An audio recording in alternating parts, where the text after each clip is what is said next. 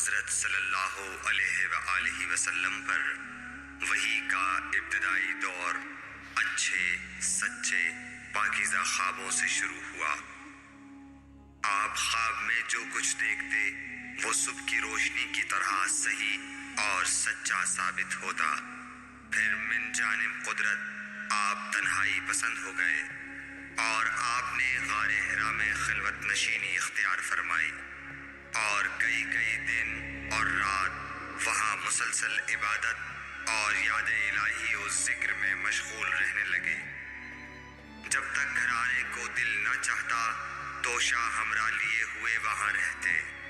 توشہ ختم ہونے پر ہی اہلیہ محترمہ حضرت خدیجہ رضی اللہ تعالی عنہا کے پاس تشریف لاتے اور کچھ توشہ ہمراہ لے کر پھر وہاں جا کر خلوت گزین ہو جاتے۔ یہی طریقہ جاری رہا یہاں تک کہ آپ پر حق منکشف ہو گیا اور آپ غار حرا ہی میں قیام پذیر تھے کہ اچانک حضرت جبرائیل علیہ السلام آپ کے پاس حاضر ہوئے اور کہنے لگے کہ اے محمد پڑھو۔ آپ فرماتے ہیں کہ میں نے کہا کہ میں پڑھنا نہیں جانتا۔ آپ صلی اللہ علیہ وسلم فرماتے ہیں کہ فرشتے نے مجھے پکڑ کر اتنے زور سے بھینچا کہ میری طاقت جواب دے گئی۔ پھر مجھے چھوڑ کر کہا پڑھو۔ میں نے پھر وہی جواب دیا کہ میں پڑھا ہوا نہیں ہوں۔ اس فرشتے نے مجھ کو نہایت ہی زور سے بھینچا کہ مجھ کو سخت تکلیف محسوس ہوئی۔ پھر اس نے کہا کہ پڑھ۔ میں نے کہا میں پڑھا ہوا نہیں ہوں۔ فرشتے نے تیسری بار مجھ کو پکڑا اور تیسری مرتبہ پھر مجھ کو بھینچا۔ پھر مجھے چھوڑ دیا اور کہنے لگا کہ پڑھو اپنے رب کے نام کی مدد سے جس نے پیدا کیا اور انسان کو خون کی پھٹکی سے بنایا۔ پڑھو اور آپ کا رب بہت ہی مہربانیاں کرنے والا ہے۔ بس یہی آیتیں آپ حضرت جبرائیل علیہ السلام سے سن کر اس حال میں غار حرا سے واپس ہوئے کہ آپ کا دل اس انوکھے واقعے سے کانپ رہا تھا۔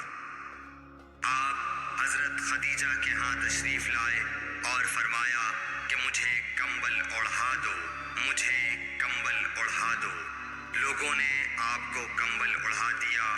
جب آپ کا ڈر جاتا رہا تو آپ نے اپنی زوجہ محترمہ حضرت خدیجہ رضی اللہ تعالی عنہا کو تفصیل کے ساتھ یہ واقعہ سنایا اور فرمانے لگے کہ مجھ کو اب اپنی جان کا خوف ہو گیا ہے۔ آپ کی اہلیہ محترمہ حضرت خدیجہ رضی اللہ تعالی عنہا نے آپ کی ڈھارس بندھائی اور کہا کہ آپ کا خیال صحیح نہیں ہے۔ اللہ کی قسم آپ کو اللہ کبھی رسوا نہیں کرے گا۔ آپ تو اخلاق فاضلہ کے مالک ہیں۔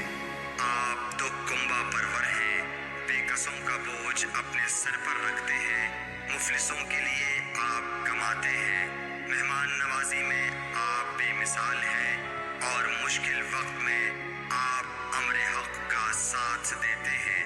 ایسے اوصاف حسنہ والا انسان یوں بے وقت ذلت و خواری کی موت نہیں پا سکتا۔ پھر مزید تسلی کے لیے حضرت خدیجہ رضی اللہ تعالی عنہا آپ کو ورقہ بن نوفل کے پاس لے گئیں جو ان کے چچا زاد بھائی تھے اور زمانہ جاہلیت میں نصرانی مذہب اختیار کر چکے تھے اور عبرانی زبان کے کاتب تھے۔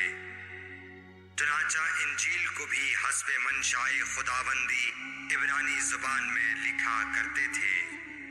انجیل سریانی زبان میں نازل ہوئی تھی، پھر اس کا ترجمہ عبرانی زبان میں ہوا۔ ورقہ اسی کو لکھتے تھے۔